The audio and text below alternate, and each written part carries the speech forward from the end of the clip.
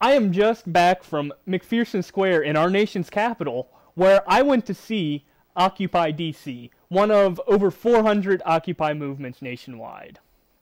Now, as I went through here, I realized something. There is a stereotype in the mass media of the people who are a part of this. And the more I looked, the more I discovered this stereotype isn't quite true. And I have got a story telling the whole truth. Occupy DC is one of over 400 movements organized by the 99% protest group to argue against the inequality of the distribution of wealth between the 99 and 1%.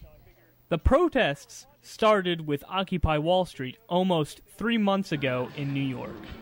From there, it spread across the entire nation and is now made up of members from every portion of society. Occupy DC is one of the largest of these groups, taking up an entire square in the nation's capital.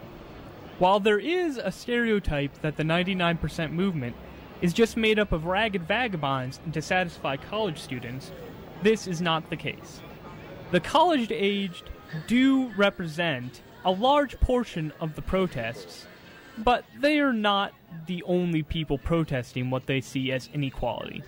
Many, from middle-aged to older, have added their voices to the movement. I got my sign, middle-class, middle-aged, I have a good job, I have health care, I'm happily married, my life is really good, and I want people to understand that the other 99% isn't just 20-year-olds with big college debt, and it's not just tragedy cases of foreclosure and cancer. There's people like me who are doing just fine, and I think the economy's broken too, I think the government's broken too, and I want to show that the other 99% includes people like me, not just 20-year-olds with purple hair.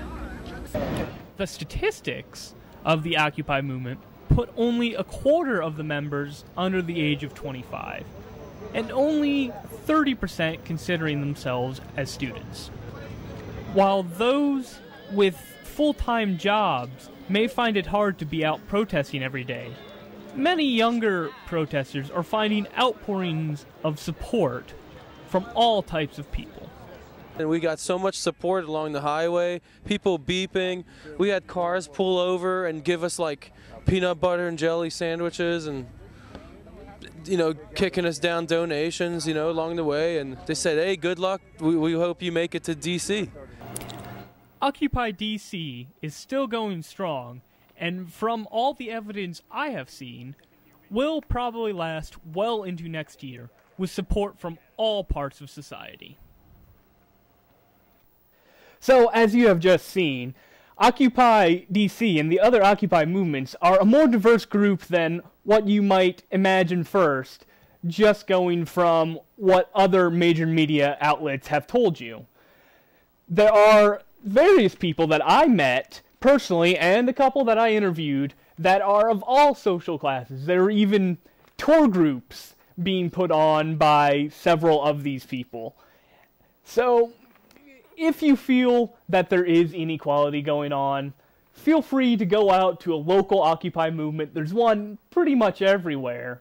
And make your voice heard. This is Aaron Ackerman for EHC TV.